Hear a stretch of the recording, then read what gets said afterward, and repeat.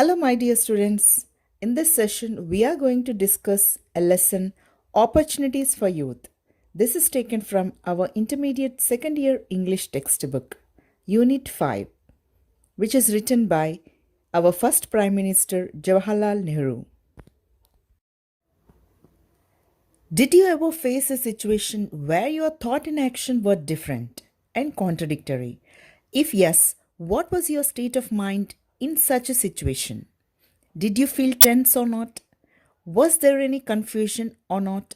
Sometimes we come across a situation in day to day life where we think of something and do something else. It is quite common among many individuals to undergo such experiences. Read the following essay to understand what happens if there is a conflict between thought and action. You will certainly learn how to overcome it. Let us first know about the author of the lesson. Jawaharlal Nehru is one of the most important persons in India. He led independent India for 17 years as the first Prime Minister. He had the credit of not only fighting for the freedom of India but also leading the nation as the first Prime Minister of Free India. He is said to be the architect of modern India. He is a versatile genius. Nehru is also a gifted writer. His works, Autobiography, Discovery of India, and Glimpses of World History reflect the depth of his knowledge on Indian culture and civilization, his insight into the future. His role in drafting of the Constitution of India is exemplary. His speeches and writings reflect his mastery of the English language. What is the lesson about? The present essay, Opportunities for Youth, is a wonderful message to youth. Jawaharlal Nehru opines that our energy is at peaks in youth. Everyone should utilize this energy to accomplish something worthwhile. The quality of a nation depends on its young people. Nehru exhorts the youth to be strong in both mind and body because success shuns the faint hearted. He tells the youth to think big if they want to achieve success in life. Nehru presents an account of the conflict that grips the present youth. Many students wish to do something but fail to execute the plans in action. According to Nehru, thought without action is abortion, and action without thought is folly. Thought is the root of an action. What we do is conditioned by our thoughts. Integration of thought and action is very important in life. It is quite common to seek evil in others. Nobody is perfect in this world. Good and bad always go together. It is our duty to seek the good in others and leave the bad. Quite often, we tend to see the bad in others, though they may possess some outstanding qualities. Nehru cautions us about the dangers of narrow parochialism. Before independence, as Indians, we might have been justified in thinking of our country as the best in the world. But now, we should focus on the numerous problems that we face in various spheres. It is the duty of each citizen to contribute his best for the progress of the country. Constructive thinking should be developed through extensive reading. Obstacles may be many, but we can overcome them through strong willpower and hard work. Now let's see the summary of the essay. The present essay, Opportunities for Youth, is a wonderful message to the youth.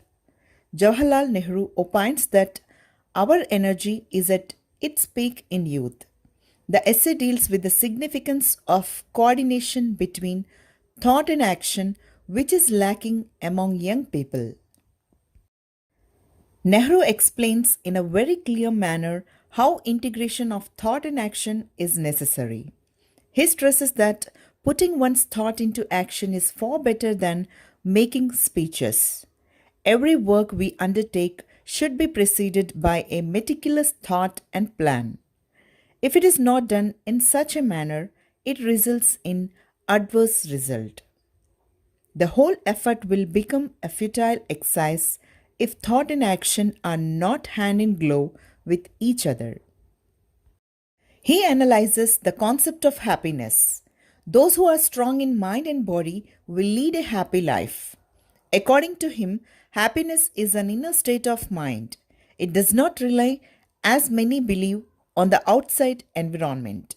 He cites the example of rich people who may be miserable and poor people who may be very happy. One's happiness is not determined by wealth or power. Most of the people probably did not see Gandhiji at close quarters. Nehru says that Gandhiji had amazing qualities. He managed to draw out the good in other person. The other person may have had plenty of evil in him, but he somehow spotted the good and laid emphasis on that good. The result will be that the person had to try to be good. He could not help it. He would feel a little ashamed when he did something wrong. According to Nehru, thinking is something which does not come automatically to a person. Nehru does not expect all of us to become mighty thinkers, though some of us may be, but he would like all of us to think and to develop the art of thinking. Any reading which makes you think is useful reading, even if it is a very good novel. Great novels always make one think because they are pictures of life painted by great minds. There will be always need for the engineer and the scientist. They cannot fade away even in the politician may fade away. If you are a scientist, think of becoming an Einstein. If you are a medical man, think of some discovery which will bring healing to the human race. It is the youth who can help to build a nation. He tells the youth to think big if they want to achieve success in life. The mere act of aiming at something big makes you big.